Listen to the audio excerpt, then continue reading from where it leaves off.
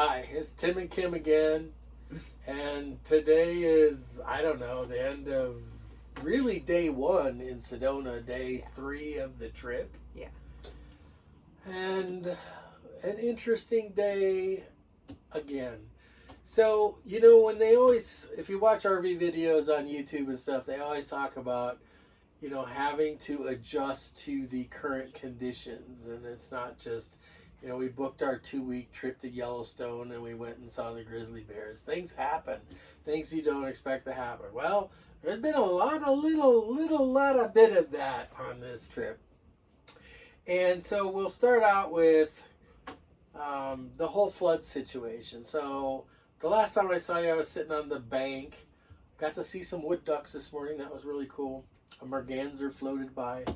But our little chocolate river is a little bit of chocolate danger for us. So we packed up this morning knowing today was going to be relatively decent from a weather perspective and headed into Sedona. Well, heading into Sedona is not like heading into other places. Everything says it's 20 minutes from here. Yeah. Yeah, not so much. Not so much. Not so much 20 minutes. I looked at pictures that we took, and it took us about 45 minutes to get from where the traffic slowed down at the edge of Sedona to the Sedona city center. And that was a bit frustrating. I've been through Jackson Hole many times in the summertime. I've never seen anything like that going into Jackson Hole. They say it's like that a lot. So be prepared if you're coming here. We did get downtown though, and we did a little shopping. Beautiful views. Yeah, beautiful views of the Red Rock.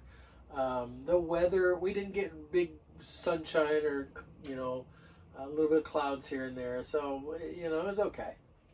We got some very helpful people at the Tourist Information Center that gave us some good guidance for things that we wanted to see and places we want to go and how early we need to be there. But then the weather got bad again, or actually for the first time, it really clouded up and started raining. I thought we probably ought to get up the hill and work on our alternative plan. Where are we going to go if our site floods? Which they have warned us that there's the possibility the next campsite up, or the next RV park up, said it will flood, and you will need a place to go. So we needed to work on that. So we originally looked at the Walmart parking lot in Cottonwood. It's got spaces for RVs. We're not really thrilled about coming to Sedona and staying in the Walmart parking lot, but that was an alternative for us. On the way there, though, we saw a sign for an RV park that was on high ground. And it was like, let's swing in there and see what's going on.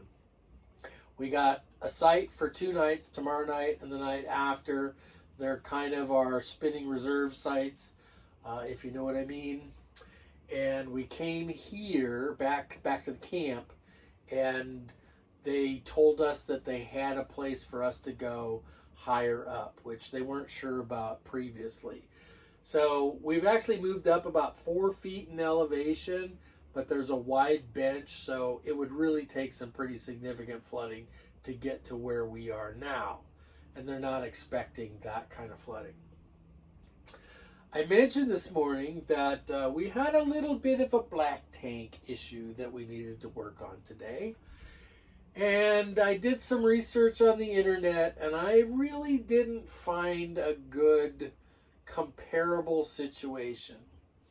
Our black tank valve was either pulled open by a hose or rattled open on the crazy, crappy, freaking interstate of Arizona. Now, I recognize the interstate is the federal government's responsibility to take care of. It's not the state of Arizona's. But there's some really crappy interstate in this state. Amazed that we didn't lose a tire somewhere along the way, which I really had no desire to, for the first time, change a dually tire on the side of the interstate while we're trying to get somewhere in a hurry.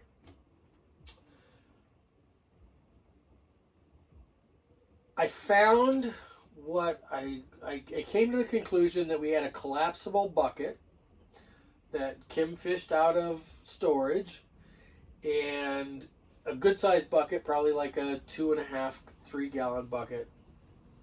And all I had to drain was the 2.5 feet of the black tank valve to the dust cap outlet. And put on my rubber gloves, got all rubbered up, and I was able to crack the cap and get a nice controlled flow, which we then dumped back into the toilet.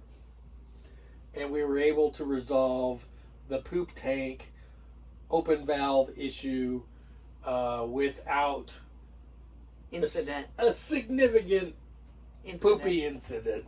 So that was good. Once we got that wrapped up, it's like it's time to move the RV. They told us that they had a spot available for us, and we were able to move up a few feet, and here we are, having a glass of wine. And finally relaxing. First time. Supposed to have been day one of fun. It was day one of running around and a little bit more stress. Yeah. We've got on the internet here. We figured out how to get it on the internet here, and I have an alert set with the river gauge that's at Sedona to give us an alert if that river gauge exceeds a certain amount, and we are ready to pull the plug and move out of here on a moment's notice if necessary. Supposedly there's 2 hours notice between the river gauge at Sedona going to a certain level and the water reaching here, so should be fun, right? Yeah. You go, you see, and you adapt to whatever the current condition is. Yep. Cheers. Cheers. It is fun.